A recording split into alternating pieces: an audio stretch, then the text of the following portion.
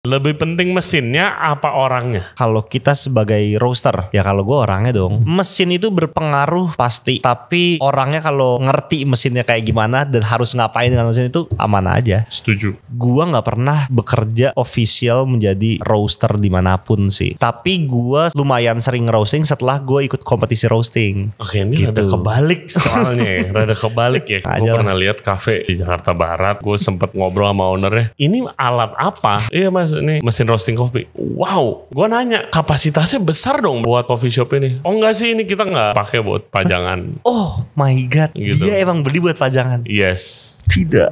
Awal-awal sebenarnya gue bikin kopi aja tuh even tubruk gitu ya. Gue juga masih gak ngerti ya kok customer gue masih bisa ngomel sama gue. Kayak, duh kopi bikinan lu gak enak nih gitu. Padahal cuma air, cuma nyeduh doang. Padahal cuma kopi sama tuang air gitu kan.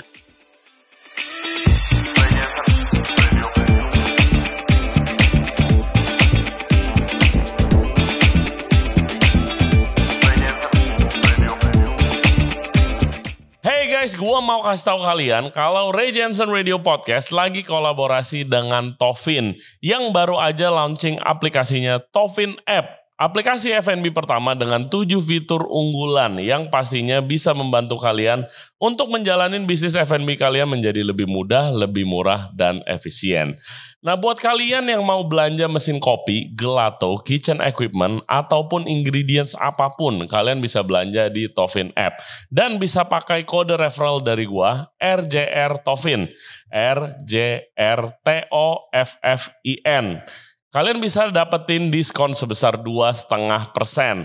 Lumayan banget apalagi kalau lagi setup bisnis baru.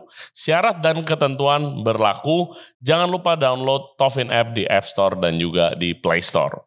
Hello everybody, welcome back to the show. Kali ini kita kedatangan lagi juara dunia dari industri kopi nih. Taufan Mokoginta, dia adalah World Champion dari World Coffee Roasting Championship di tahun 2023 kemarin nih. Jagoannya, juara dunianya manggang kopi nih. Uniknya alasan dia ikut kompetisi itu karena dia pengen buktiin cara roasting dia itu yang katanya berbeda dengan standar industri. Itu dia mau buktiin ke dirinya sendiri dan teman-temannya kalau cara dia itu yang paling benar nih. Sekarang kayaknya udah kebukti ya kalau juara dunia. Nah, make sure kalian nonton podcastnya sampai habis karena ceritanya sangat menarik.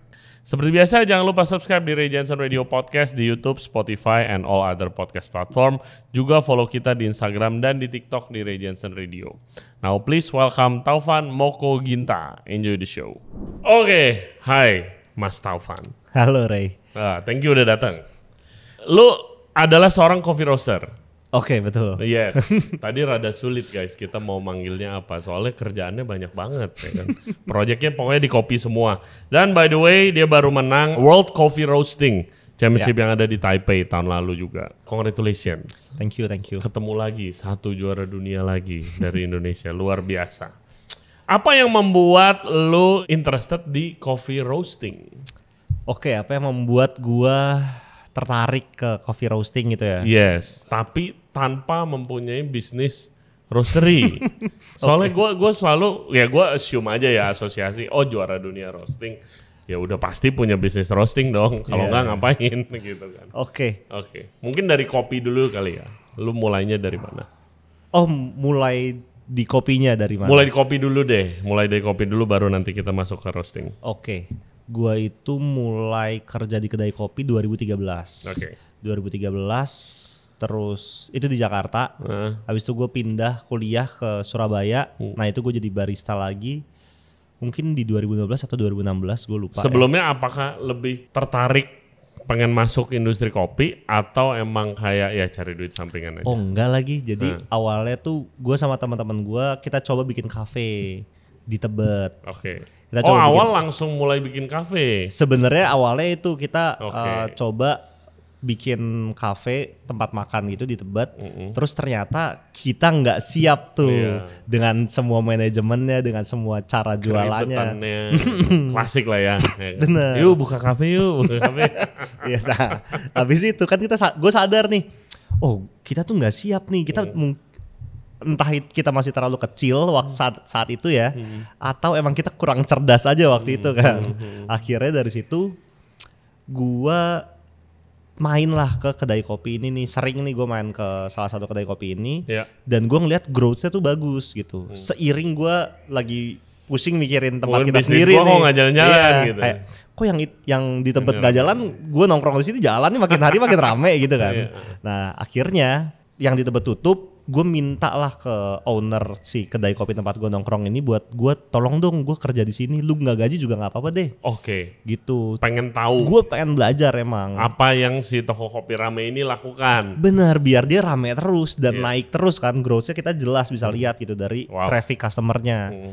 Nah akhirnya gue boleh lah kerja di situ, digaji, ya kan, digaji dan gue boleh. Akhirnya di situ gue belajar banyak lah di sana. Jadi barista. Jadi kasir saat itu. Jadi kasir terus sambil nganter-nganter barang juga di server, jadi dishwasher juga.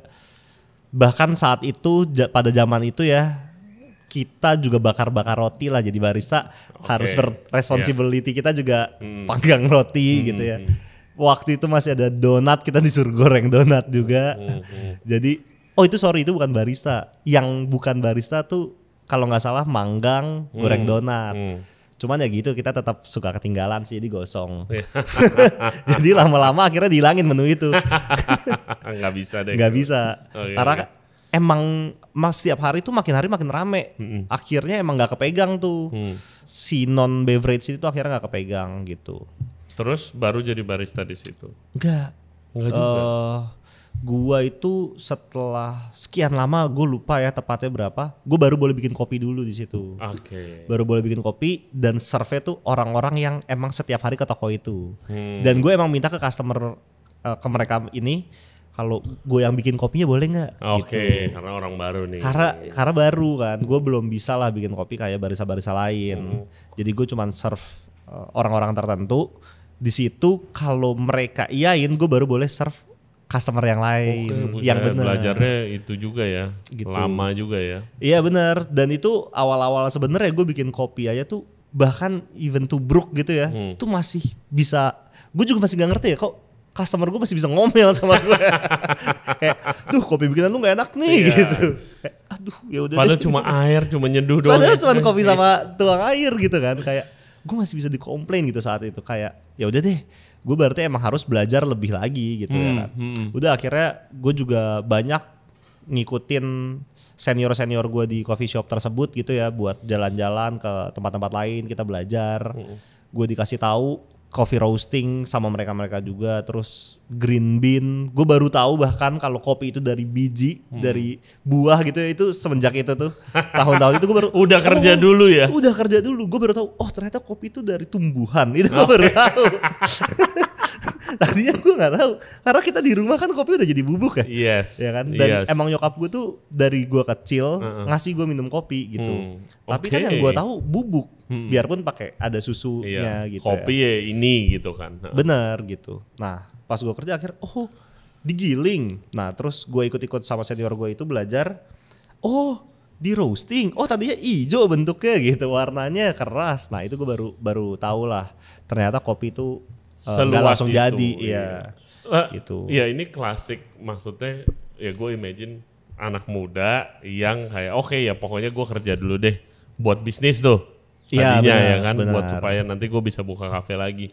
Tapi lama-lama kayak malah jadi tertarik sama lebih tertarik daripada bisnisnya itu produknya sendiri. Dan lu ngulik gitu kan. Momen apa yang lu buat yang kayak gue pengen ngulik lebih nih. Soalnya tadi guys kita kenalan, kayak kita baru pertama kali ketemu kan. Terus dia bilang kayak, gue mah suka nyarinya proyek yang kayak gue seneng. Kalau proyeknya nyari duit doang, gue bukan temen lu lah kata gitu. Tapi lu masuk di industri kopi malah karena bisnis dulu kan. Benar. Nah apa yang membuat pola pikir lu berubah nih ke switch malah lu ngulik tentang produknya?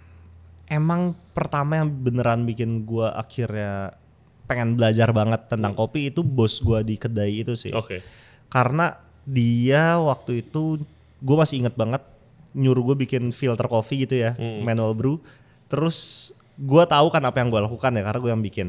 Dan dia tanpa ngelihat gue bikin, dia tahu kayak ini air lu kurang nih. Sekian gram, kayak apaan sih kok lu bisa tahu? Terus kayak ratio lu nih harusnya lebih panjang 1 nih, lu pasti bikinnya lebih pendek 1, lu mau bikin apaan sebenarnya gitu. Kayak gue nyoba dia emang waktu itu gue kayak gue coba deh gue ganti, dia tahu nggak? Ternyata dia tahu banget lagi gitu. Ngetes. Dan emang kopinya emang enak gitu, emang dia ngerti beneran. Gue tanya apa tentang kopi, dia beneran bisa jawab. Dan itu logis semuanya masuk di otak gue gitu. Kayak gue kayak kalau gue mau bikin kopi yang lebih gede dari dia, berarti gue harus lebih pintar dulu dari dia. Di otak gue kayak gitu.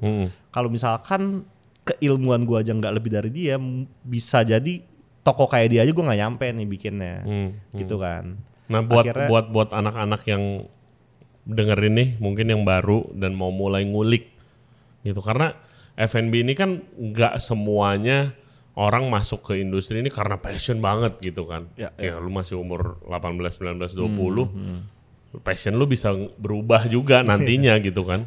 Tapi I think boleh di-share, bagus untuk mereka. Proses lu nguliknya gimana? Kalau lu udah mutusin, gue harus pinter nih. Gue harus pinter nih tentang kopi, mutusin. Nah terus apa yang lu lakuin untuk ngulik dan memperpintar diri lu? Apa nyobain ke kafe, apa nyobain banyak kopi, apakah itu pasti ngambil course? Ngambil course juga pasti. Kalau menurut gue ketika lu udah yakin mau hidup dari kopi gitu ya, oke, gue suka kopi dan gue yakin gue bisa hidup dari sini. Berarti itu saat yang tepat kalau untuk lu bisa ikut kelas, lu bisa regularly ngeluarin duit buat beli kopi-kopi yang mungkin lebih mahal atau lebih diverse gitu, lebih banyak macam-macamnya gitu. Jadi vocabnya lebih banyak tentang kopi, mulut kita terlatih, koneksi kita juga dapat kalau ikut kelas ya kan. Datang ke acara kopi mungkin bisa bantu karena kenal banyak orang kan, jadinya bisa kenalan di event. Terus memperkenalkan diri itu penting. Atau memperkenalkan jangan diri. Datang doang. Bener. Gue sering kayak ngebacot di podcast ini, gue bilang lu harus nambah koneksi datang ke acara. Abis lu datang jangan berharap ada yang nyapa lu kalau lu baru pertama kali datang gitu kan. Tapi ini diem doang di pojok terus pulang. Ya nggak ada gunanya juga. Bener. Emang kita harus nyapa gitu. SKSD aja. Iya SKS. Dulu gue juga gitu lagi. Jadi ini akhirnya nge-refresh ingatan gue sih. Dulu itu kan gue temennya emang dikit ya di kopi. Dia doang lah, sampai hari ini juga sebenarnya dia doang aja gitu. Dulu karena gue nggak tahu gue mau belajar kemana dan gimana cara gue reach out champion yang buat gue bisa belajar gitu ya. Karena kalau udah juara pasti ada yang bisa kita ambil banyak gitu, maksud gue kan. Betul. Saat itu akhirnya gue DM tuh di Instagram champion dunia gitu, gue DM-in aja, gue padahal nggak kenal, gue kenalin diri, hello gue Taufan, gue dari Indonesia, gue gue barista dari Indonesia gitu ya. Gue pengen nanya-nanya tentang kopi boleh atau enggak. Terus kadang kalau misalkan orangnya emang posting aja banyak kopi banget, gue langsung tembak pertanyaan gue mau nanya apaan. Terus inventors alat kopi gue tanyain, terus gue ajak ngobrol, SKSD banget lagi.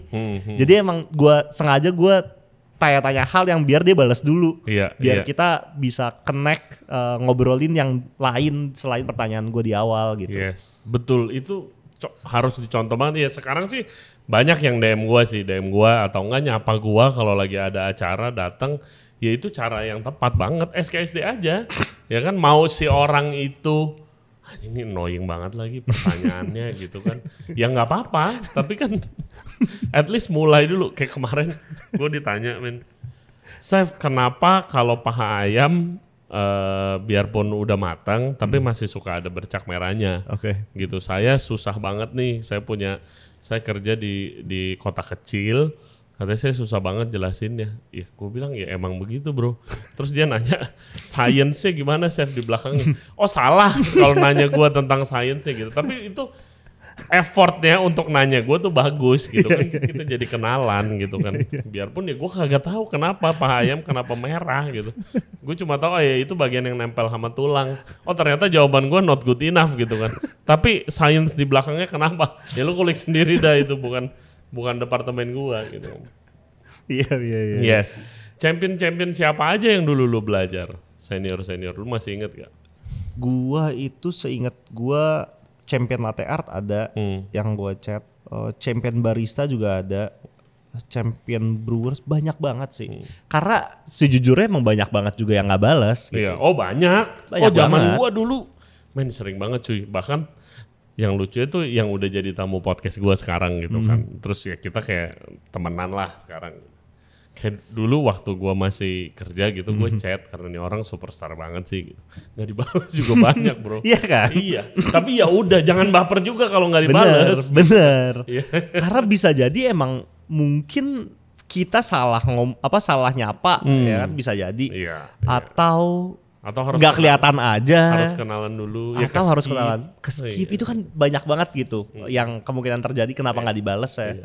Jangan baper, jangan bilang wah Mas Taufan sombong berarti. Jujur enggak deh kayaknya. Oke, terus dari segala macam departemen bilangnya ya, cabang. Kompetisi. Kan Miki kesini dia barista, terus kalau Coco manual brew, ya kan ada.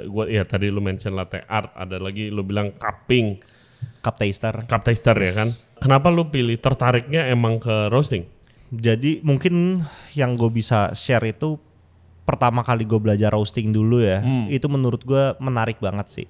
Jadi awalnya itu karena posisi kan jadi barista ya, setiap hari nih gue dial espresso harus enak. Kalau nggak enak bos gue bete dong. Terus kayak lu udah gue gaji, apalagi gue anaknya kalau dulu gue nggak mau digaji kecil. Karena market berapa ya kan, market X. Gue mau lebih tinggi, gitu. Gue selalu gitu tau. Pas zaman jadi barista dulu, gue mau lebih tinggi karena gue kayak performanya pasti lebih bagus deh, gitu kan. Berarti ini nggak suka yang terlalu cari duit, tapi minta dibayar besar berarti ya? Bukan juga. Gue selalu menyesuaikan sih. Jadi nggak apa-apa men, kan lu harus tahu value diri lu sendiri di mana. Terus. Jadi gue tuh zaman pas gue jadi barista saat itu, gue tahu gue harus perform lebih bagus karena rate lu gue lebih tinggi dari teman-teman gue nih, gitu kan. Dan gue minta emang ke bosnya, gue maunya gajinya segini gitu. Nah akhirnya banyak saat lah, nggak satu saat ya, banyak saat gue udah bilang nih ke bos gue kalau misalkan ini lu jangan beli kopi merek ini lagi. Ini karena bos ini lu yang sama yang lu tadinya pikir jago ini? Beda. Udah beda. Ini udah tempat nih, udah berjalan 3-4 tahun setelah itulah. Oke, lu bilang ke bos lu, ini kayaknya kopinya kurang oke kalau yang merek ini gitu. Iya, merek A, B, C, ini kayak kurang oke. Kenapa? Karena di dialnya susah. Dan batch kalau dibilang di dial tuh apa? Di dial itu ketika biasanya kita shift pertama, kita harus cobain dulu, kita harus bikin sampai jadi enak gitu ya, sampai manis, sesuai standar lah. Emangnya itu tiap hari beda ya? Dia bisa berubah lagi tiap hari. Karena ya kan? Itu makanya kalau orang bilang, ini kan gua awam kopi ya, kalau misalnya ada yang awam kopi juga yang denger, kan orang bilang, jadi mohon maaf kalau misalnya gua nanya pertanyaan bodoh gitu buat gitu kan.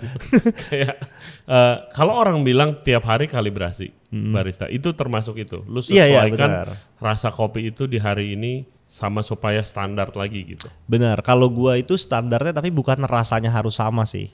Tapi gua standarnya biasanya di sweetness, di mouthfeel atau tactile gitu ya. Jadi gua membuat standar customer itu pasti kalau kopi lu udah manis dulu, dia udah suka dulu.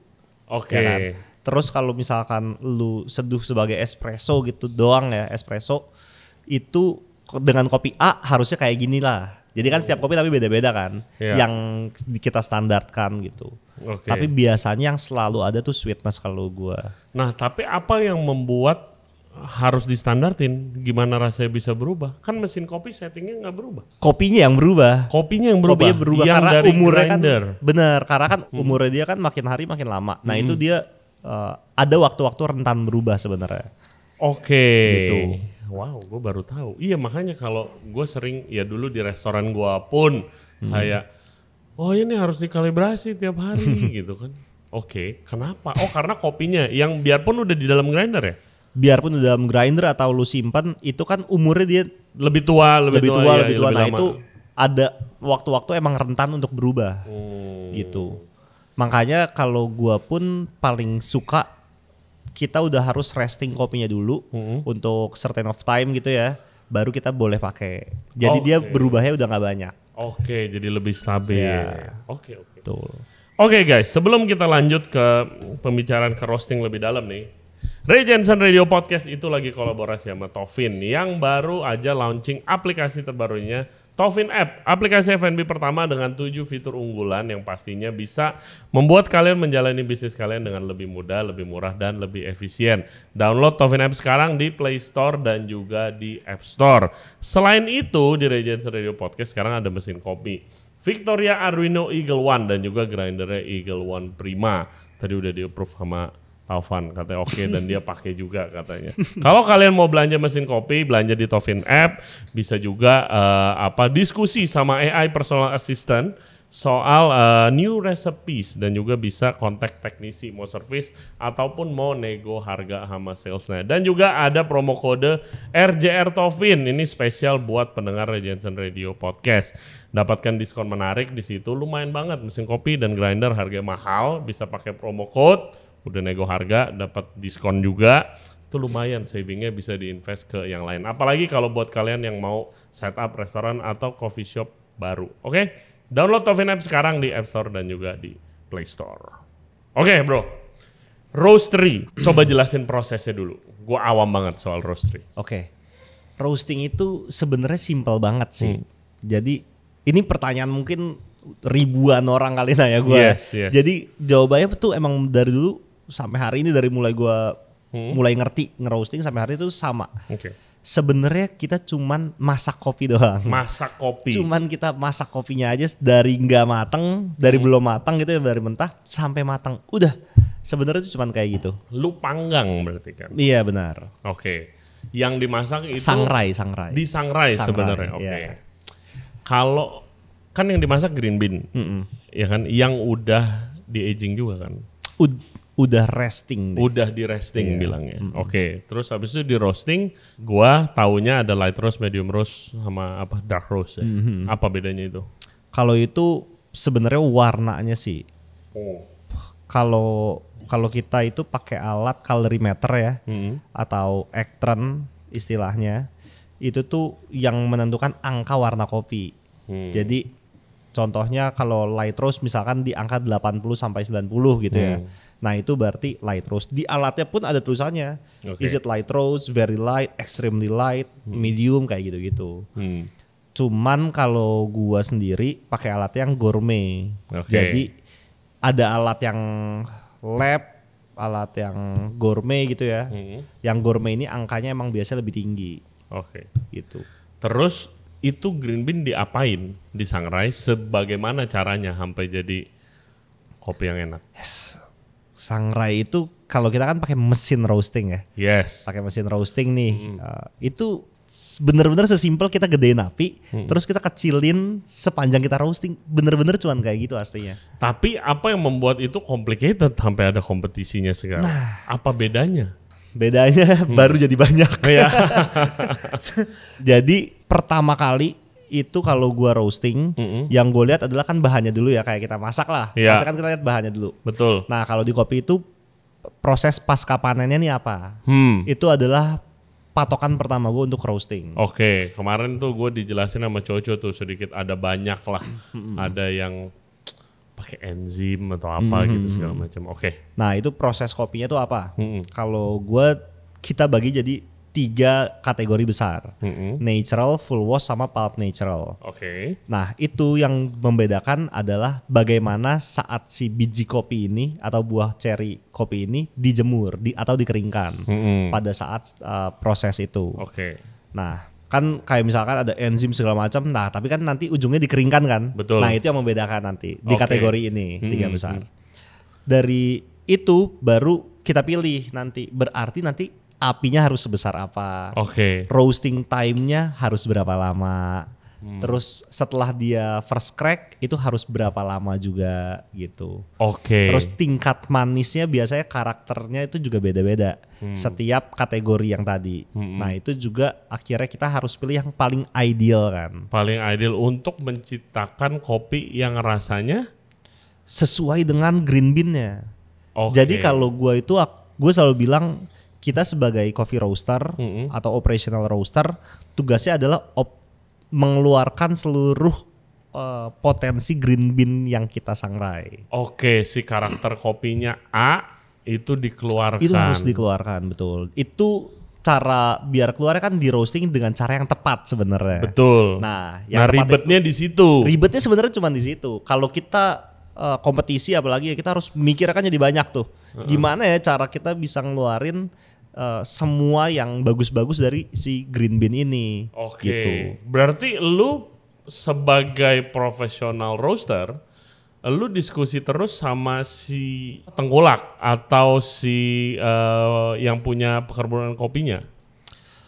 Untuk kayak nih karakter kopi lu tuh maunya kemana nih gitu. Oh, oke. Sebenarnya kalau kayak gitu juga enggak. Oke. Jadi kita itu kan sebenarnya buyer. Kita beli, kita sampling. Kita sampel, kita dari sampel itulah kita tahu nih. Oh, kopinya A itu tuh bagusnya yang positif tuh A B C D gitu ya misalkan. Tapi kalau sampling tuh lu sampling kopi, minuman kopi apa lu sampling biji kopi? Green bean. Jadi green bean-nya kita roasting di batch yang kecil. Oke, itu sampling. Oke. Jadi misalkan sampel itu 50 sampai 100 gram gitu ya. Tergantung lah mesin kita apa. Kalau gue sekarang pakainya 100 gram. Jadi kita beli dulu 100 gram atau kita biasanya ditawarin, ditawarin mau sampel dulu atau enggak, kita cobain gitu. Dari 100 gram ini baru, oh ini cocok nggak sama customer kita, gitu. Ini cocok nggak sama kita punya brand misalkan kayak gitu ya. Kopinya cocok nggak ya gitu. Yang menentukan temperaturnya semua sama? Beda-beda. Itu juga tergantung. Kalau gue tuh balik lagi tergantung ke kategori 3 ini, si proses pasca panen dan orientasi roasting kita. Apakah itu mau jadi filter coffee, apakah itu mau jadi espresso coffee, apakah itu mau jadi cold brew coffee, apakah itu mau jadi drip bags misalkan gitu. Itu gue semuanya tergantung tujuan akhir dan awalnya dari mana sih. Oke, misalnya yang paling standar gue minum gitu, mau dibikin ice americano gitu. Ice americano, oke. Itu misalnya gitu. Iya, betul. Jadi kalau gue itu punya kayak contekan pribadi yang gue udah bikin sendiri. Data lu lah ya. Itu lu mau ice americano, gue tinggal lihat di situ. Oh, ice americano berarti setelah first crack harus kenaikannya berapa derajat, dalam waktu berapa lama. Terus kalau tergantung kopinya juga ya, misalkan kalau natural gitu ya berarti harus berapa derajat, roasting time-nya harus berapa. Tuh gue tinggal nyontek aja di bacaan gue. Roster hebat nih punya formulanya masing-masing gitu lah ya. Gua sih punya. Iya, rata-rata. Iya. Oke. Gitu. Jadi lu misalkan mau cappuccino gitu ya, gue mau buat toko gue nih. Toko gue tapi orang-orang beli cappuccino gitu ya kan. Ya udah, gue intip lagi aja. Nah, tapi itu tetap gue evaluasi ya. Setelah si kopi A, gue contek misalkan pakai guidance gue ya. Terus, oh ini kurang ini, gue bikin lagi. Oke. Gitu. Jadi apakah sebelum lu ikut kompetisi-kompetisi gini, lu pernah bekerja sebagai roaster dulu sebelumnya? Gue nggak pernah bekerja official menjadi roaster dimanapun sih. Oke. Tapi gue sempet lumayan sering roasting setelah gue ikut kompetisi roasting. Oke, ini gitu. Rada kebalik soalnya ya. Rada kebalik ya. Kalau kayak kemarin gue ngobrol sama Coco sama Miki tuh kayak mungkin the traditional way lah ya. Ikut kompetisi kalah, latihan ini menang. Ini kebalik nih. Lu ngikut kompetisi baru abis itu lu lebih sering nge-roasting. Benar. Jadi gini ceritanya tuh kan yang tadi balik tuh gue jadi barista, gue bilang ke bos gue kalau misalkan jangan beli merek ABC deh, susah didial, waste kita banyak, ya kan. Dia nggak masih beli nih brand tersebut. Nih bos lu ya. Akhirnya gue ikut kelas, gue DM champion gitu-gitu ya. Udah setelah itu gue belajar lah. Akhirnya coba praktek roasting. Gagal banyak lah, ya kurang lebih mungkin satu bag kopi tuh 60 kilo kali ya saat itu. Gue gagal, tapi akhirnya gue ngerti cara roasting dari situ. Karena gue nyobain banyak banget cara roasting dari batch per 500 gram waktu itu ya. Jadi bayangin aja kalau misalkan 60 dibagi 500 gram tuh banyak banget yang bisa gue tarik. 120 kali. Ya kali ya, 120 kali ya. Itu jadi banyak lah yang bisa gue tarik. Gue akhirnya mendapatkan benang merah roasting gue sendiri. Mungkin kayak gitu ya. Gue dari situ mendapatkan benang merahnya. Cuman gue itu kan gue anaknya nggak pede waktu itu untuk jualan kopi gue sendiri roastingannya. Karena gue nggak pernah kerja di roaster, gue barista dan gue emang anak belajaran gitu ya. Jadi gue ya udah. Otodidak lah ya bisa dibilang. Otodidak tapi setelah ikut kelas gitu-gitu ya. Iya. Setelah itu gue ikut kompetisi, makanya gue pengen tahu ini yang udah gue kumpulin benang merah dan studi kecil-kecilan gue lah ya yang udah jadi bisa nggak diimplement di kompetisi. Bener gak sih gitu. Nah ternyata 2019 itu gue ikut juara 1. Gue mulai berpikir kompetisi roasting nasional. Bukan. Bukan. Itu di Surabaya. Nah itu setelah menang akhirnya gue berpikir kan, kayaknya jangan-jangan bener nih. Gue percaya nggak percaya lah ya kan. Masih kayaknya karena ini kan maksud gue bukan kompetisi yang gede banget gitu ya. Tarkam lah ya kan. Akhirnya gue emang mulai saat itu nungguin Indonesia tuh punya kompetisi nasional. Gitu. Ya abis itu baru setelah 2019 gue mulai ngerosting, tapi ya nggak banyak juga sih sebenarnya. Emang nggak begitu sering lah. Kalau dibandingin sama operational roaster mungkin gue 5%-nya produksinya mereka kan ya. Tapi lu ngulik di situ. Tapi gue senengnya nguliknya sih gitu. Gila. Menarik ya, maksudnya kayak very interesting your journey gitu. Beda sama yang lain gitu. Hey guys, kalau kalian enjoy the podcast so far, thank you very much. Dan jangan lupa subscribe di Ray Jensen Radio Podcast. Back to the show. Gua sebelum lu cerita tentang journey lu yang lu menang ini, ceritain dulu dan jelasin ke kita kalau lagi kompetisi roasting itu apa aja rules and regulationsnya dan juga yang dinilai itu apanya. Kompetisi roasting itu dibagi menjadi lab practice yang pertama. Which is itu apa? Lab practice itu kita sebagai kompetitor dikasih green bean yang buat kita kompetisi. Jadi green bean-nya dari mereka ya? Dari mereka semua. Lab practice. Nah itu tapi pada saat udah kompetisi nih ya, lab practice itu kita dipinjemin, bukan dikasih, dipinjemin green bean-nya sebanyak 300 sampai 350 gram hanya untuk kita mengenal green bean kita. Ini jadi sudah mulai kompetisinya? Udah. Oke. Hari pertama itu kita lab practice. Nah itu kita mengukur moisture levelnya, kita mengukur density-nya di situ, kita mengukur screen size kopinya juga di situ, aroma, warna, pokoknya semua yang berkaitan dengan green bean. Screen size itu apa? Screen size itu biji kopi itu kan beda-beda tuh ukurannya, ada yang kecil ada yang gede. Nah itu screen size. Jadi biasanya kita pilih 3 yang paling dominan. Di situ tuh angkanya berapa? 15 kah? Gila, kalau mau didalamin gitu. Tuh rumit banget ya emang ya. Iya, betul, lumayan. Terus. Abis lab practice itu kita udah kenal, kita boleh nyatet tuh sebagai tabungan kita buat bikin roasting plan-nya kayak gimana. Nah, besoknya itu kita ada practice. Sample roast and practice roast gitu ya.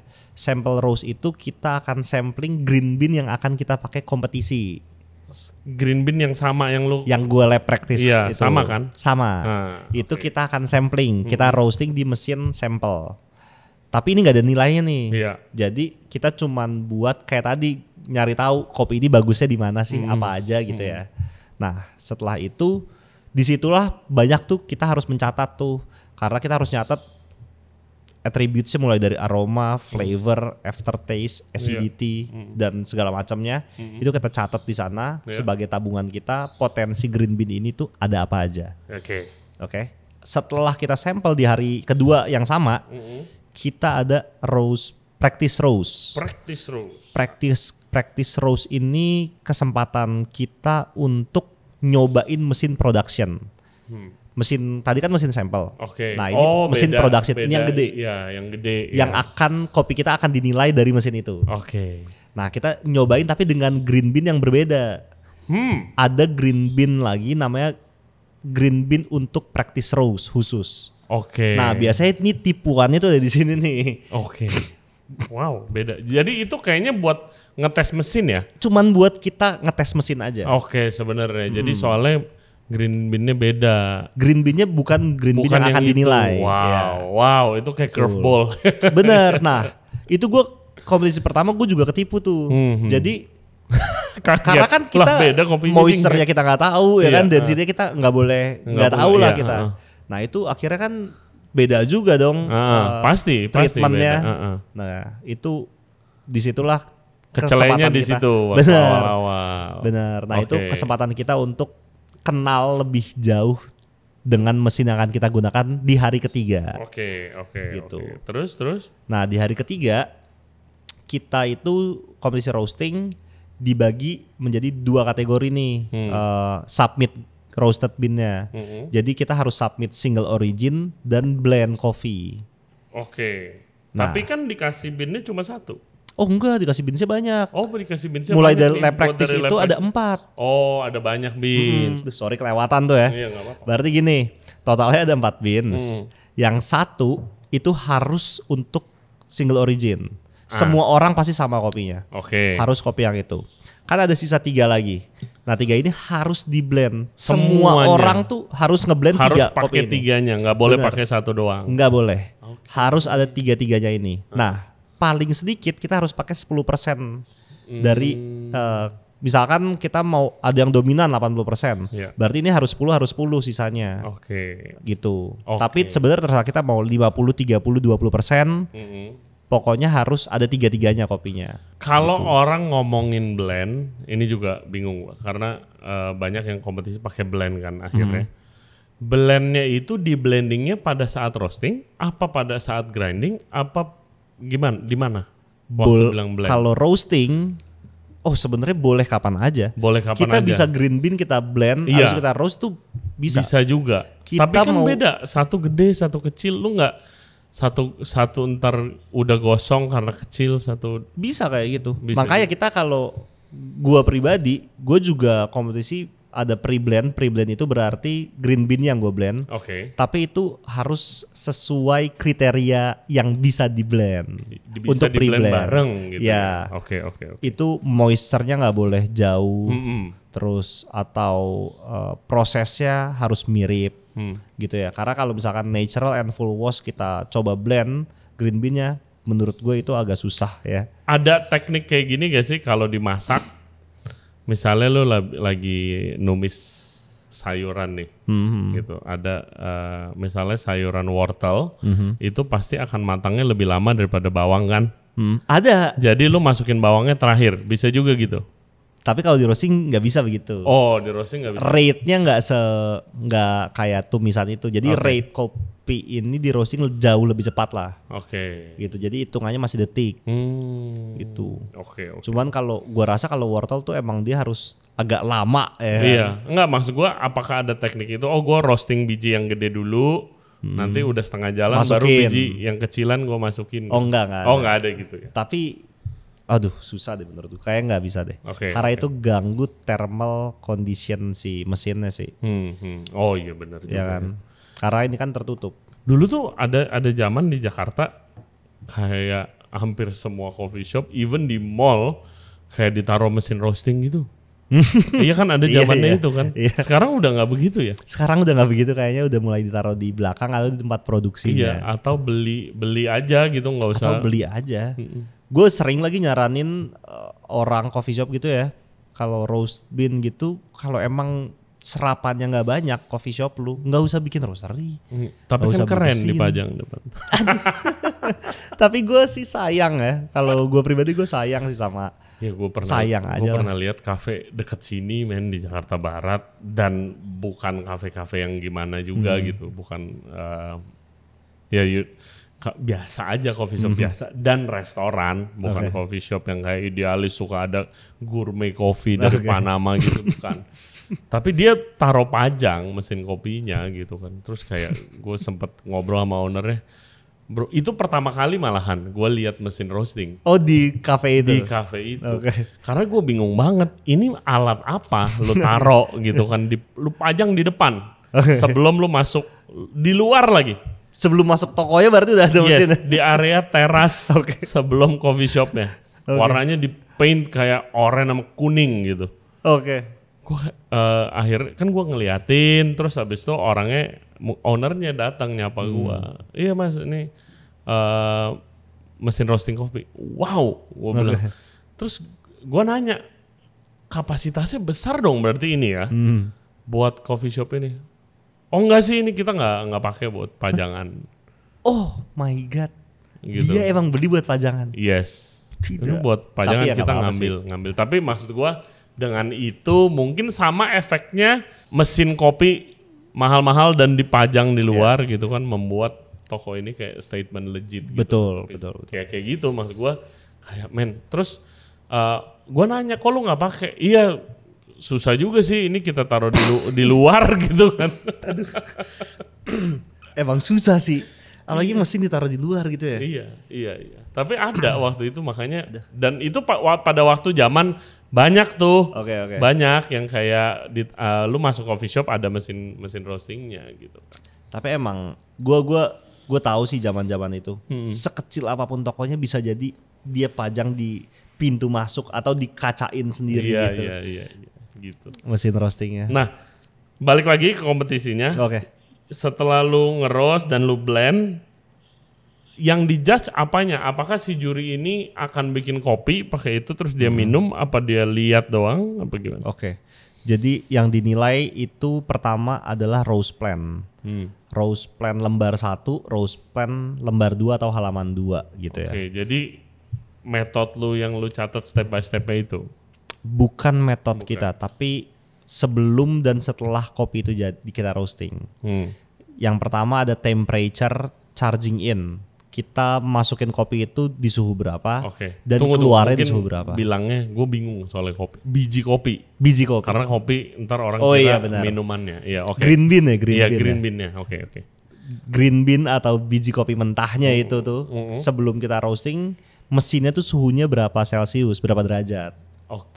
Gitu. Itu harus kita catat sebelum kita roasting di hari ketiga tadi itu. Itu kita udah harus submit kan. Nah itu ada initial temperature, ada end temperature berarti kita selesai roasting itu di suhu berapa nanti. Ada color reading atau ekstern yang tadi gue sempat bahas. Jadi nanti kopinya akan di-grind, akan digiling, terus dimasukin ke alat colorimeter, dianalisa angkanya nanti berapa. Nah itu harus sama juga.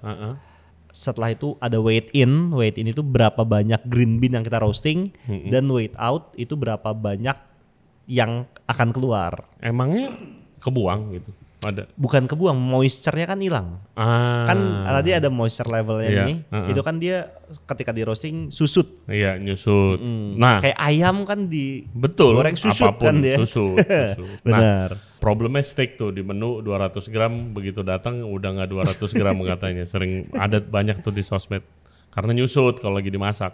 Iya benar. Terus di jasnya jadi nggak dibikin kopi sama jasnya? Nanti dibikin kopi itu kan yang pertama. Yang pertama. Betul. Itu yang pertama. Roast plan lembar pertama ya. Ada roast plan lembar 2. Ini tapi single origin punya sendiri, blend punya sendiri ya. Nah si roast plan lembar kedua ini isinya adalah aroma, fragrance. Itu jadi satu kolom.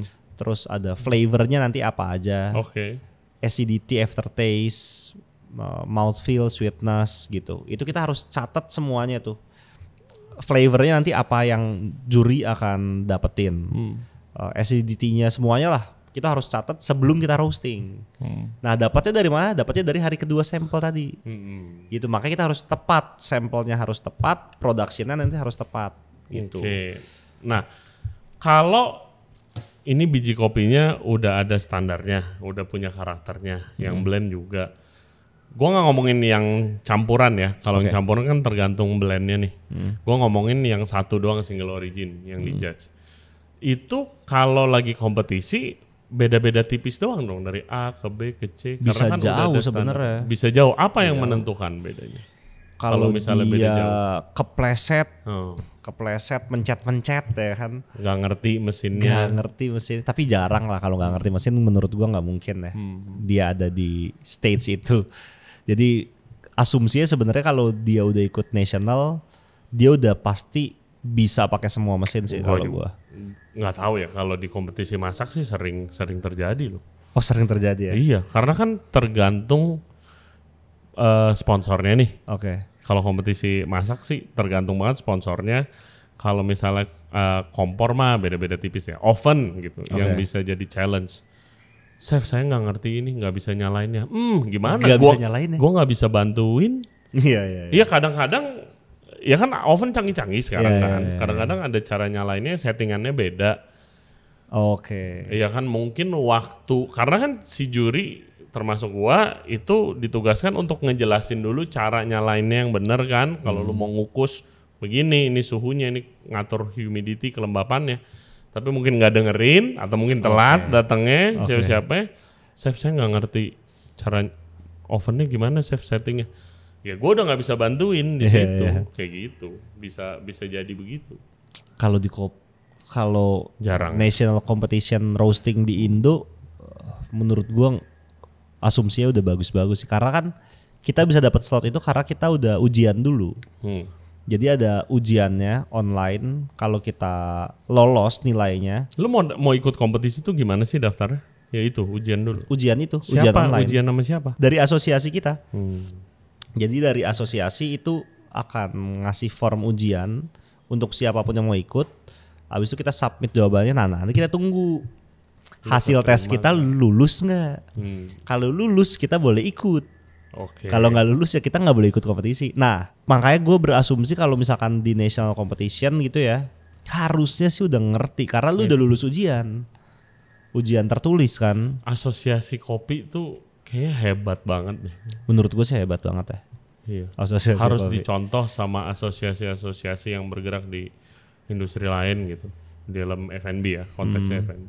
Ya hebat banget pergerakannya gitu. Iya, gue sepakat sih. Apalagi belakangan beberapa tahun terakhir emang. Apa yang mereka lakukan beda beberapa tahun terakhir sampai lu ngomongin? Waduh. Ya, ini apa yang mereka lakukan berbeda atau ya lebih bagus apanya beberapa tahun terakhir?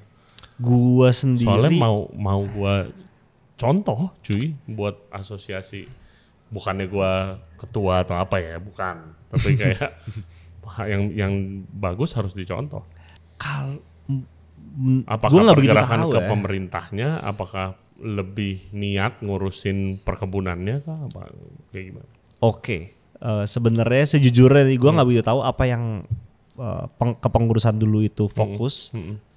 Gue nggak begitu tahu. Tapi kalau yang sekarang gue emang nggak involve. Tapi gue pernah lah dapat cerita-cerita.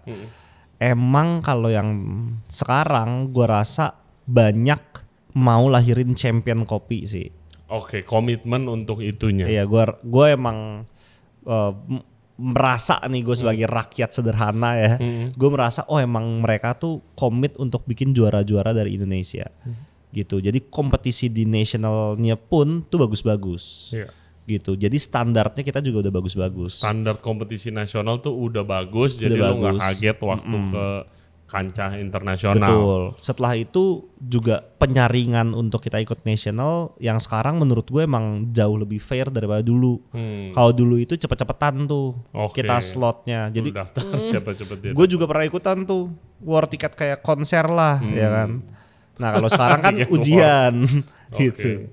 Jadi lebih oke, kalau emang lu patut gitu ya, lu boleh ikut kan jadinya gitu. Jadi kita lebih kompetitif juga gitu di Indonesianya.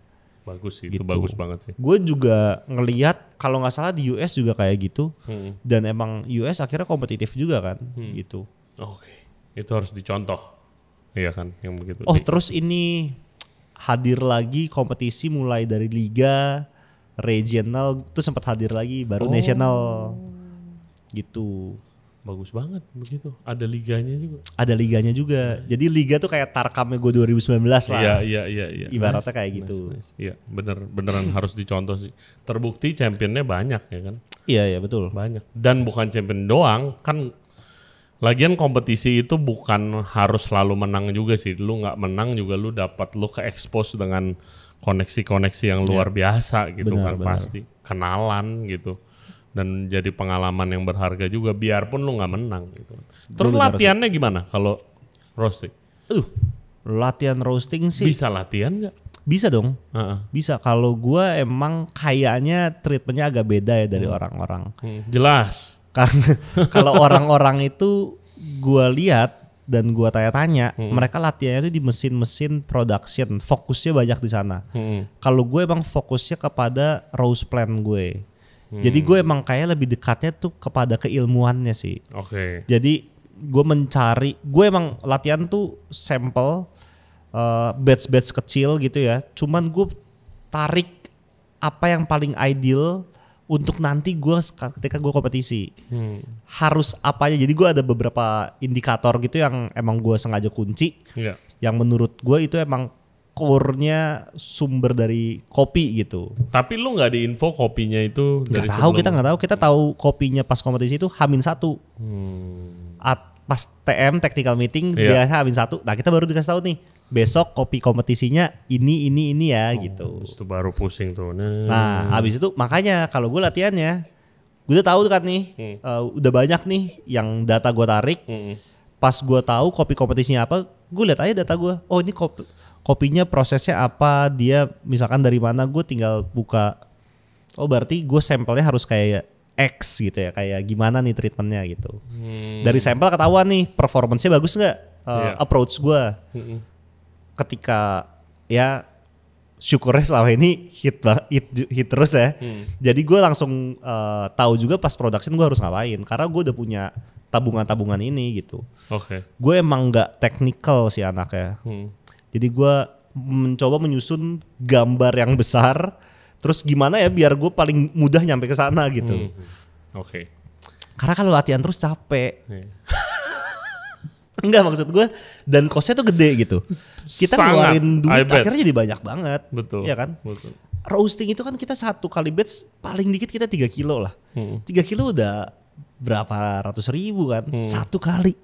Terus kita mau latihan kan ratusan kali mungkin kan. Gak mungkin lah kita cuma mau latihan 10 kali, itu gak mungkin gitu. Very practical. Iya kan. Nah kalau gue ya, kalau batch gue cepet atau sampai 200, 100 kali aja baru berapa, 20 kilo. Jauh lebih murah. Terus lu waktu saat kompetisi apakah lu ada presentasi? Oke, gue selalu bilang ke orang kalau misalkan di roasting itu emang gak ada presentasi. Tapi presentasinya itu digambarkan di roast plan lembar kedua tadi. Kan kita udah ngasih tahu tuh acidity-nya apa, flavornya apa. Sama kalau di brewers cuman dikasih tahu sambil ngomong. Kalau kita sebelum kita roasting kita kasih taunya gitu. Oke. Oh terus ada lagi penilaiannya. Itu kan kalau di world sih roast plan yang lembar kedua sama lembar pertama ya, itu sama head judge lah, sama skor head judge. Kalau di Indonesia tuh biasanya diadakan green bean evaluation. Nah green bean evaluation itu ada skor sheet lagi juga. Jadi ada skornya, kita mengenal green bean-nya lah. Kita ngisi green bean ini aromanya apa, warnanya apa. Lu sama si green betul, bean defects-nya. Jadi emang sengaja ditaruhin defects gitu. Jadi nanti kita harus tulis defects. Kategori A, kan ada 16 kategori ya. Semoga gue gak salah. Ada 16. Nah itu tuh apa aja dan berapa aja gitu. Screen size termasuk di situ. Nah kalau di World dikasihnya lab practice langsung, tapi nggak di scoring sama mereka. Karena asumsinya kalau lu udah nyampe World Stage, lu pasti ngerti green bean. Udah ngerti lah. Iya. Gitu. Nah, bagaimana cerita pengalaman lu di Taipei? Nyangka gak bakal, kan lu udah menang nih nasional. Oh berarti cara gue bener nih, ya kan? Terus waktu dibawa ke World, gue sih sebenarnya kalau dibilang nyangka atau enggak, dalam hati emang gue confident, cukup sampai confident ya. Gue pasti menang, gue nggak ada rasa kayak itu, tapi gue kayak cukup confident karena gue mempraktekkan ini udah berulang kali.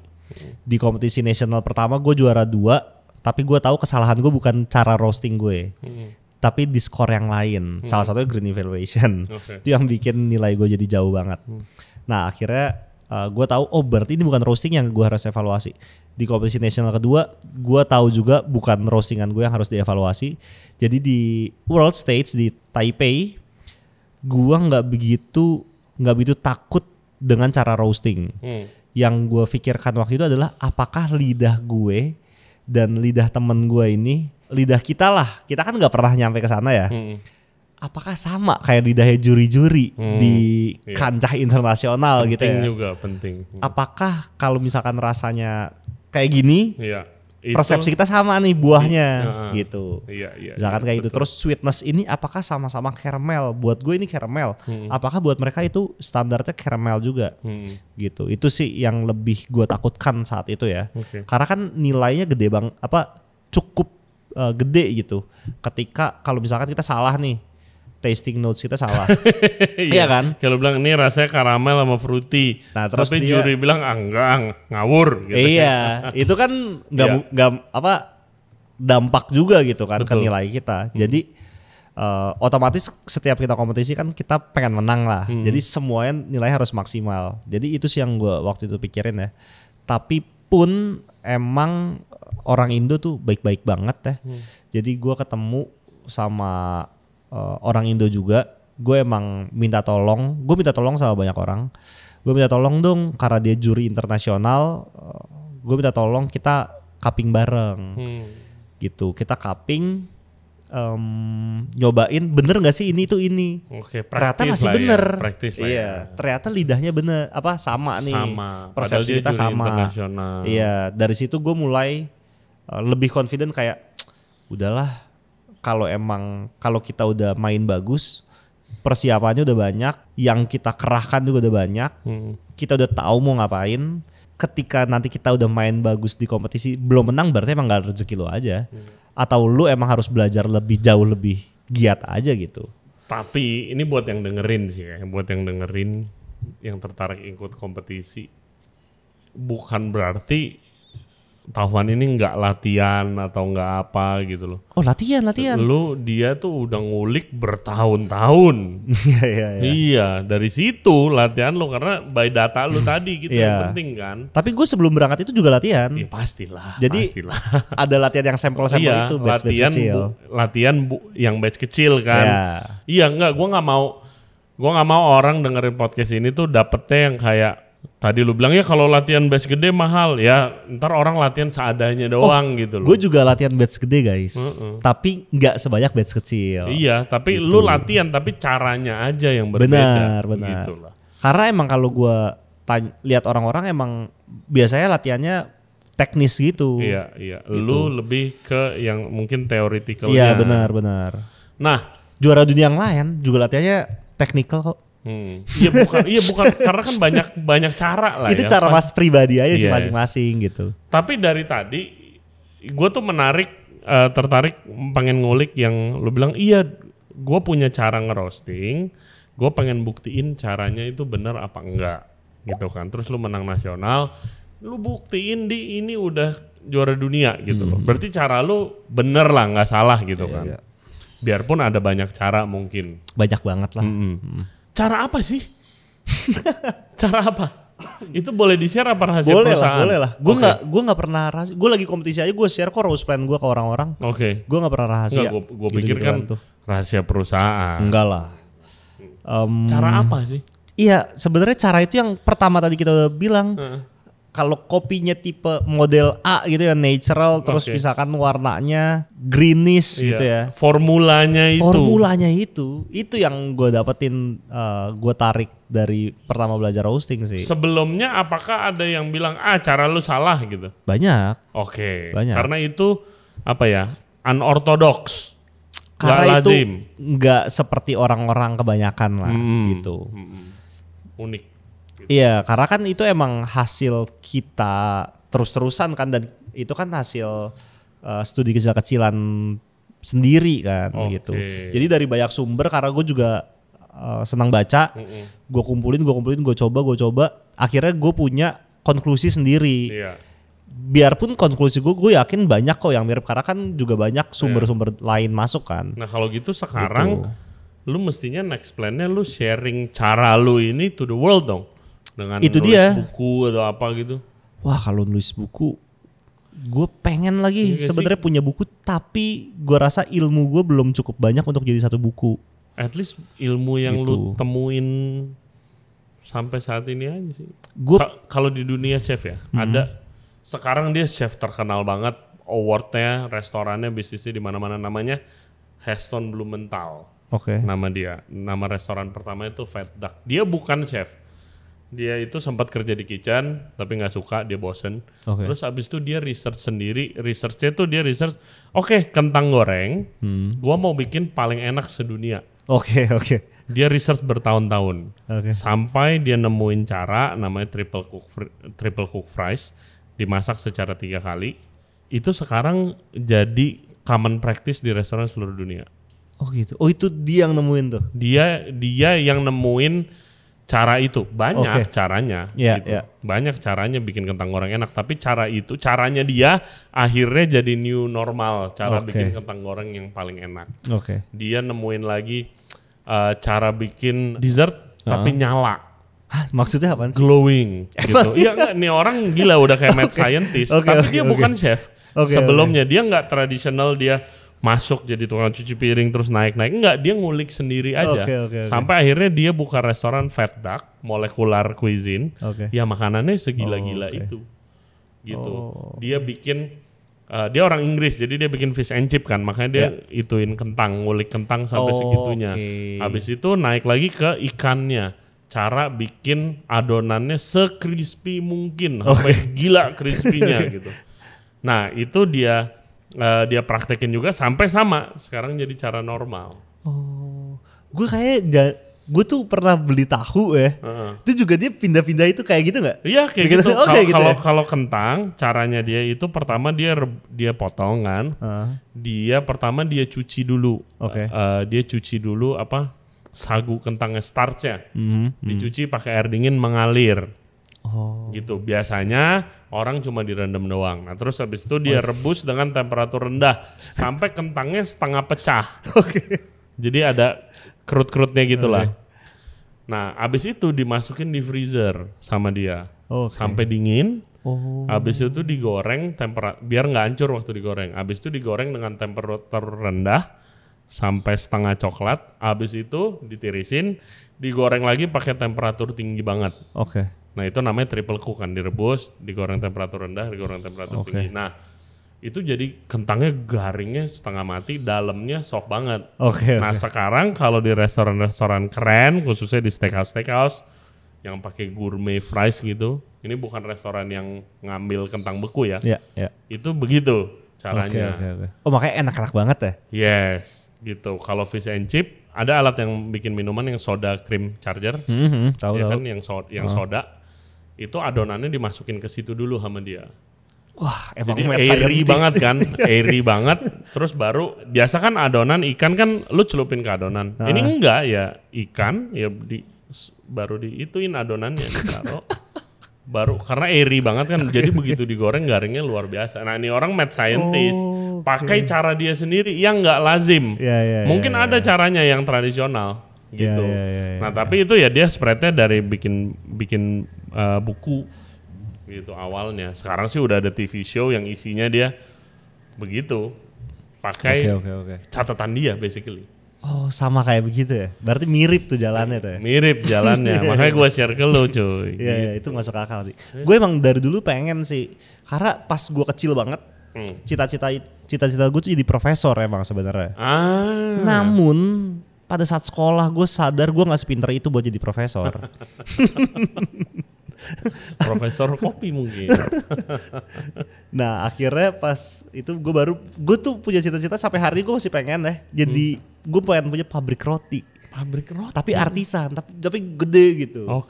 Itu gue sampai sekarang masih pengen. Jadi gue suatu saat gue pasti akan belajar bikin roti sih. Teman-teman baker, Legends Radio Family, nanti gue kenalin. Ntar lu kulik tuh roti sebegitunya roti juga dalam banget kalau udah Iya ngulik makanya kan. gue karena gue doyan banget roti ya kayak. Roti apa? Sourdough doyan nggak? Segala macam tepung pokoknya. Gue tuh doyan tepung. Terus gue pernah makan, gue lupa banget lagi namanya apa ya. Itu dia katanya juara bikin roti dunia di Taiwan. Oke, oh iya emang banyak juara. Nah itu gue makan, gue sampai, gue boleh gak sih mimpi makan roti ini lagi gitu. Karena enak banget. Iya, Dan gue emang doyan roti gitu. Gue suatu saat akan ke situ sih mau belajar. Amin. Oh ntar nih kalau udah pindah explore roti kabarin gue ya. Gue pengen tahu karena menurut gue cara lu bekerja dan cara lu ngulik itu bisa diaplikasikan ke semua hal sih. Bukan cuma kopi doang. Maksudnya itu cara yang bagus lu nguliknya itu loh, lu tahu sedalam mungkin gitu kan. Buat apa pengetahuannya ya belum tahu. Waktu lu belajar itu kan lu nggak targetnya, gua mau juara dunia roasting, enggak kan? Juara dunia pengen, roastingnya bukan. Iya. Tapi saat itu emang gue pengen, sebenarnya tuh salah satunya karena Miki tahu. Karena Miki kayak gue ngelihat hancur, Miki strong banget ya di barista. Gue pengen jadi juara dunia juga gitu. Biarpun waktu itu kita belum punya juara dunia, tapi emang gue dari dulu udah pengen juara dunia gara-gara ngeliat Miki itu. Keren lagi dia kompetisi ya kan, menang lagi ya kan. Gue juga mau tapi gue mau juara dunia gitu. Kejadian, wih congratulations. Alhamdulillah. Tapi itulah awalnya bagusnya tuh positifnya kayak Miki, kayak Coco, kayak lu. Itu jadi inspirasi. Ntar ada lagi yang ngeliat lu, wah si Taufan keren banget Taiwan roasting.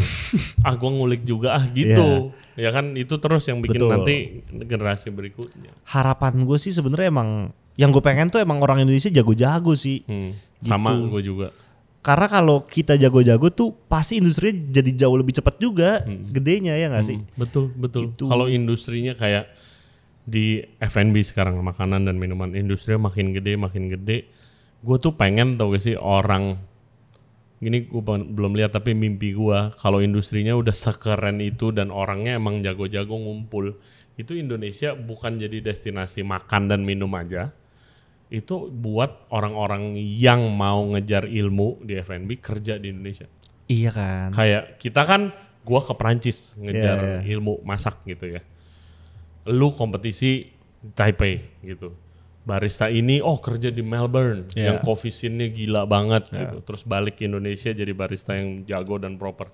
Gue pengen mimpi gue tuh kayak orang Perancis, orang Jepang ke Indonesia kerja nyari ilmu sama chef Indonesian chef siapa gitu yang keren banget gitu loh.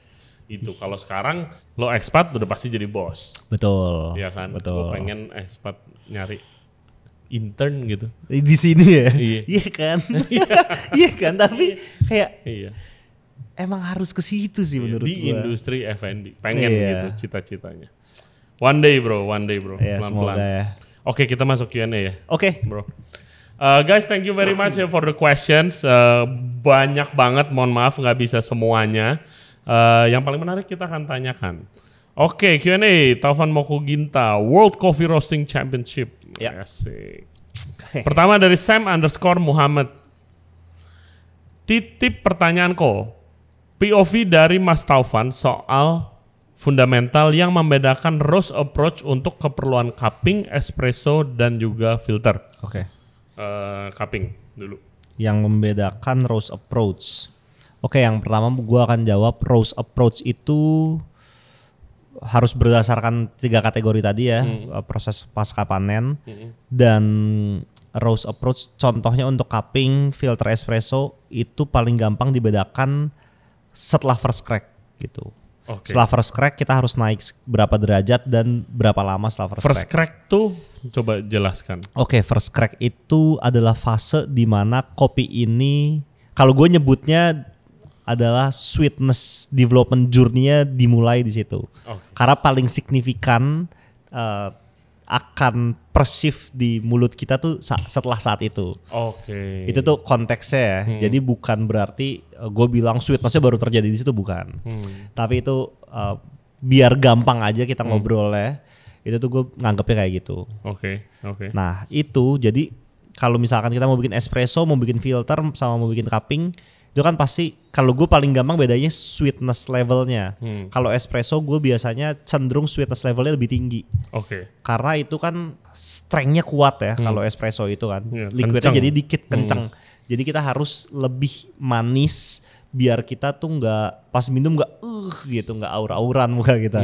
Itu satu. Terus kalau filter mungkin kita mau lebih kompleks kopinya, berarti sweetness yang gue geser biasa gitu sih. Kalau cupping? Kalau cupping, orang tuh cupping dilakukan pada saat apa sih? Selain lu mau kompetisi lagi latihan atau lu lagi sampling mau beli gitu? Gua sih sering banget ya, gue bisa hampir setiap hari sih cupping sebenarnya. Karena kopi itu menurut gua cupping pun gue mau minum karena kadang emang enak banget kok kopi cupping. Cupping apa kita saring aja di filter udah enak gitu. Nah kalau cupping itu biasanya gua pribadi untuk mengevaluasi roast bean kita nih. Setelah kita roasting itu dievaluasi ada defectnya nggak gitu.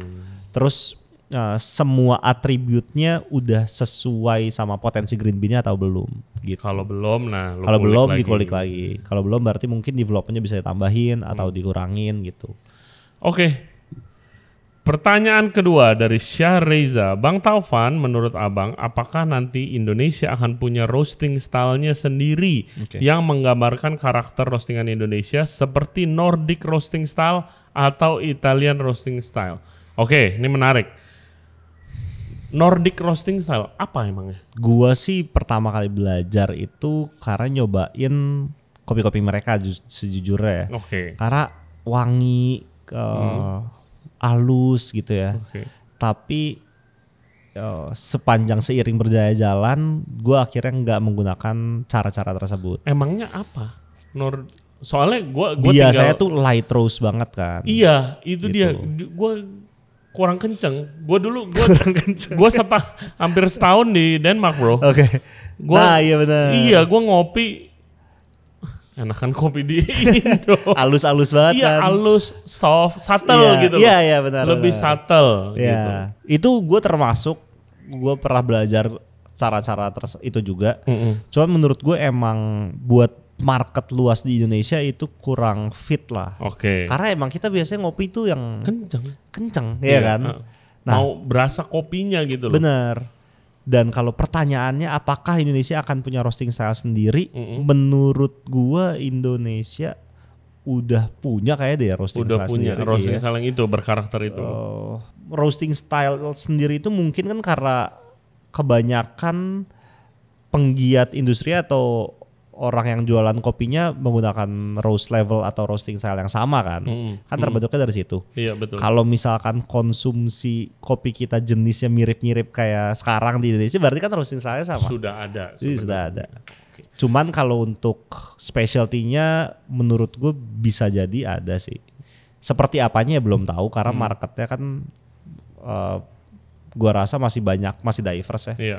Gitu. Iya. Kalau Italian apa? Italian bukannya orang minum kopi tuh dikasih gula kebanyakan. Italian itu yang gelap banget, ada Italian roast itu yang tapi dikasih gula lagi sama mereka. Banyak yang pakai gula. Malah enak. Jadi kalau ini sama ya kayak catatan gua. Kalau lu emang mau kopi yang enak dan commercials yang orang suka lah. Kita kasih orang suka lah. Itu dark roast dikasih gula. Emang jadi enak banget kan? Gua aja sampai sekarang masih cocok minum kopi gituan. Dan gitu. Itu ya perlu catatan ya. Beda loh ya lu kopi yang buat kompetisi sama buat lu jualan tuh beda. Belum tentu beda. Yang kompetisi lu juara dunia nih, lu taruh di kafe lu laku, belum tentu. Loh. Itu kan tergantung market lu. Tergantung yang beli sukanya kayak gimana kan. Betul. Gitu. Kopi susu gularen. Kalau suka kopi susu gularen ya lu harus bikin kopi buat kopi susu gularen. Yes. Gitu. Yes. Oke. Next, Kusut 15. Dari Kusut 15. Sudah terlalu banyak roaster di Indonesia yang mikro dan makro. Apakah membuka roastery di keadaan sekarang masih bonafit? Dan gimana forecast roastery ke depannya? Yang dibutuhkan apakah yang komersial atau yang specialty? Gimana? Apakah potensi buka roastery itu masih besar kesempatannya? Apa udah terlalu banyak saingan? Oke, kalau untuk pertanyaan itu dulu ya.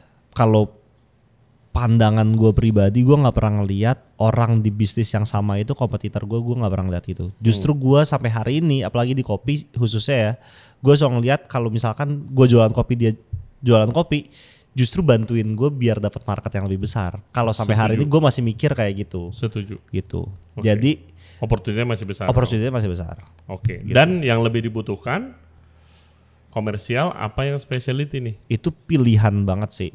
Menurut gue kalau lu emang pengen bikin pabrik ya berarti komersial. Kalau emang pengen ngartisan ya udah bikin specialty aja. Ngartisan.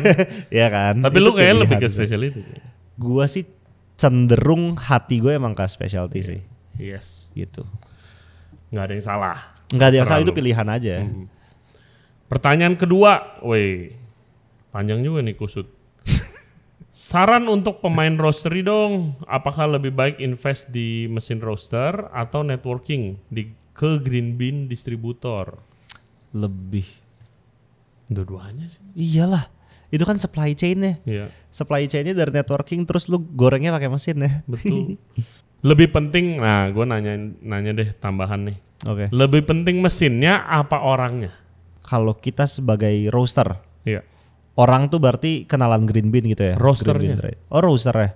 Oh orangnya atau mesinnya? Iya. Ya kalau gue orangnya dong. Pasti orangnya sih. Mesin itu berpengaruh pasti. Tapi orangnya kalau ngerti mesinnya kayak gimana dan harus ngapain dengan mesin itu aman aja. Setuju. Lanjut dari Kevin.Setiadi. Mas Taufan tolong komentar soal industri roasting mesin di Indonesia. Gimana pendapat soal builder Indo dibanding builder luar negeri? Baik. Dengan seluruh respect. Gue pribadi happy Indonesia banyak yang bikin mesin. Jujur dalam hati gue, dan gue pernah juga bantuin salah satu brand mesin roasting ya di Indonesia, dan gue juga mencoba kasih feedback dari POV roaster gitu untuk mereka. Gue happy dan gue emang selalu pengen apapun yang dibuat di dalam negeri oleh orang dalam negeri itu bisa laku di seluruh dunia. Itu emang impian gue, apalagi khususnya di bidang kopi gitu. Jadi gue happy. Cuman kalau kita mau compare sama luar negeri, gue nggak tahu nih yang lu maksud luar negeri mana, karena China punya banyak banget mesin kopi. Thailand punya banyak banget, Vietnam ya kan. Luar negeri mana dulu sih? Gue nggak begitu tergantung yang aja. Industri kopinya tuh bagaimana gak sih? I imagine kalau di China juga masih baru. Iya benar. Mereka bikin mesin. Tapi China itu emang menurut gue negara yang susah banget dikejar sih. Karena dia tiba-tiba punya mesin apinya bisa muter-muter segala macam kayak. Banyak banget orangnya bro di sana. Iya kayak. Itu tuh justru makanya kalau misalkan mau dibandingin, misalkan China lah ya, kita contoh China, inovasi dia pasti jauh lebih cepat gitu. Terus kalau misalkan mau quality, Eropa udah pasti jauh lebih cepat juga karena dia mulainya udah lama banget, udah 100 tahun. Iya, Itali. Iya kan. Kopi dari kapan di itu sana dia. industri kopi gitu. Jadi sebenarnya kalau mau di compare, menurut gue kurang aci juga ya, kurang fair gitu ya. Kayak di Prancis orang tuh makan siang abis itu ngopi. Kayak udah aja gitu, breaknya lebih lama, boleh kasih waktu ngopi dulu gitu kalau di Eropa gitu loh. Minum espresso semua lagi. Gue bingung tuh. Pertama di sana gue minta es americano nggak ngerti. Ya cuma di restoran pinggir jalan di bistro lah gitu. Nggak ngerti, gue minta biasa kan ke Starbucks ya taunya es americano. Oke. No. Nggak boleh sama dia. Dia nggak tahu. Oh dia nggak tahu. Dia nggak tahu, dia kayak cafe, either lu kopi atau kopi susu. Nah kopi susu atau espresso gitu doang. Oh gitu. Iya. Jadi kalau lu bilangnya cafe aja lu dikasih espresso? Enggak, kopi hitam. Oh kopi hitam. Yang cafe. Oke. Kalau cafe ole itu kopi susu. Ini bukan di coffee shop ya. Gua ngomongin di kalau Prancis tuh bilang cafe, ya lu ada makanan, ada kopi, ada bakery kecil di mana-mana gitu loh. Lanjut. Ini pertanyaan terakhir dari Hendra Kartawijaja 2807. Dengan harga bean yang semakin tinggi, bagaimana cara menentukan kualitas grade kopi? Dengan harga. Oke. Bagaimana cara menentukan kualitas grade kopi? Sebenarnya gini ya. Itu tugasnya Q grader. Iya lagi, bener kan. Jadi sebenarnya kan standarnya sama-sama aja. Harga itu ya standarnya sama untuk evaluasi green bean ya, untuk menentukan grade kopi itu sama gitu. Jadi menurut gua mungkin pertanyaannya salah kali ya. Gitu, karena standarnya akan tetap sama gitu. Kecuali misalkan contoh ya, bedanya kalau di Ethiopia setahu gue itu emang ada grade dan ada range harganya dia harus jual berapa gitu. Kalau grade-nya A misalkan ya harganya range-nya tuh dari 1.000 sampai 2.000 misalkan kayak gitu. Kalau grade-nya B dari 2.000 ke 3.000 gitu. Iya, dan itu beda-beda gak sih setiap distributor ya? Benar. Setiap negara apalagi ya regulasinya beda-beda gitu. Karena kopi yang kualitasnya oke di negara A belum tentu di negara B jadi kualitasnya oke gitu gak sih? Tergantung enggak, itu juga ini. Sama aja. Makanya grade ada si Q grader itu kan tugasnya buat dia menstandarisasi grade-grade ini buat mereka beli kopi kan. Gitu. Jadi itu menurut gua nggak terinfluence oleh harga. Selera apa gitu segala macam. Nah, gitu. Gua ada beberapa pertanyaan untuk menutup. Bener gak kalau orang minum kopi itu kembung itu karena roastingnya salah? Orang minum kopi kembung. Kembung ya. Iya. Kalau kembung itu, gitu kalau kembung itu kan berarti gas ya. Mungkin bukan roastingnya salah deh kayaknya. Mungkin kopinya bisa jadi belum resting tuh gampang kembung. Karena belum lama di roasting terus kita udah minum tuh gampang kembung. Gitu. Jadi prosesnya lah ya. Prosesnya nah, sih. Kalau misalnya gue lihat ke brand di brand coffee shop yang dari luar negeri ini, itu kayak ada kopi Indonesia. Tapi dengan brand cafe tersebut. Itu tuh si kopi green bean dari Indonesia dibawa ke sana, di roast terus dibawa ke sini lagi, apa bagaimana sih prosesnya? Gua ada tahu ada yang kayak gitu, ada yang enggak. Karena kalau dibawa ke sana di roasting bawa lagi ke sini kayak naik-naikin harga aja gitu, ribet amat gitu. Tapi kan dia juga pakai di negara lainnya kan, gitu. Gue pernah dikasih tahu juga, emang ada standar-standar dari beberapa brand tuh yang gue nggak bisa bikin tempat produksi di negara lu gitu. Harus di negara A gitu ya, baru didistribute ke banyak-banyak negara. Ya mungkin itu kebetulan karena kita emang penghasil kopi, jadi kita jual terus kita beli lagi. Tapi itu emang agak nyebelin sih. Dalam hati gue juga kayak agak ganggu gitu. Karena gue pernah lihat dokumenterinya bro. Dibawa dulu ke US, kan? Di roast, dibalikin lagi ke Indonesia. Ngapain sih gitu. Ganggu kan sebenarnya dalam hati tuh. Dan buang-buang tenaga, buang-buang energi gitu loh. Kayak apa, kan suka ada apa dampak environmental apa. Ini contohnya itu dia, gitu benar. Itu contohnya. Itu yang bikin ganggu kadang. Terakhir, kopi yang paling enak banget yang sampai sekarang lu masih terngiang-ngiang itu di mana? Kopi enak banget yang sampai hari ini terngiang-ngiang. Ada satu kopi ya. Ini top 3 kopi terenak yang pernah gue minum. Tapi ini yang paling memorable gue rasa ya. Itu diseduh sama temen gue, kita minumnya bertiga. Jadi kita minum bertiga di rumah temen gue juga. Jadi ini anggapannya ini karaf apa server kopi ya.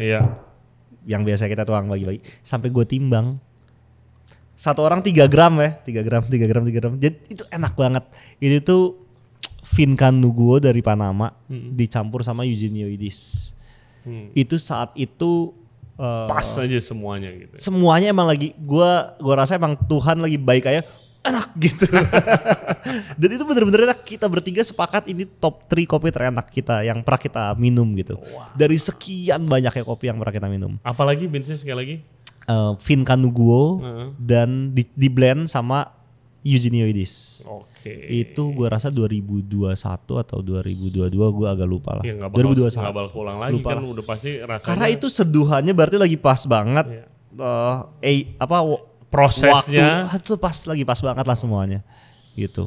Karena gue coba ngulang nggak beda. Bisa. Nggak bisa betul. Gitu. Nggak bakal keulang lagi, makanya biasanya terngiang-ngiang, makanya gue itu karena nggak bakalan keulang lagi itu. Pasti betul. Beda, kopinya aja udah nggak mungkin sama. Benar. Oke, bro. Oke. Thank you banget buat waktunya dan sharing ilmunya. Menarik banget. Lo salah satu orang yang paling menarik yang pernah ngobrol sama gue di sini, man. Dari cara pikir lu dan cara ngulik lu gitu. Thank you banget. Semoga sukses. Amin. Dan semoga mimpi lu tercapai lah. Amin. Lu dan roastery. Mesti lu punya roastery yang besar. Ada mimpi gue, mimpi besar gue buat Indonesia tuh ada. Apa? Kopi Indonesia bisa menguasai dunia dengan kuantiti dan kualitasnya. Amin. Amin. Oke, guys, thank you banget buat yang udah nonton, yang udah dengerin podcast kita kali ini. Jangan lupa subscribe di Regency Radio Podcast di YouTube, Spotify, and all other podcast platform. Follow Instagramnya Taufan di Taufan Mokoginta. Taufan Mokoginta. TikTok ada? Enggak. Oh enggak. Instagram follow, bisa diskusi ke sana. Ingat ya, tadi di awal podcast kita udah bilang jangan malu-malu, lu DM. Dia aja DM champion. Betul. Ya kan, sekarang giliran dia nih yang terima message pertanyaan annoying dari kalian gitu kan. Oke, guys, terakhir thank you buat Taufin untuk kolaborasinya. Download Taufin app sekarang, jangan lupa dapat diskon pakai promo kode RJR Taufin. Oke, guys, we'll see you next time. Bye-bye. Bye.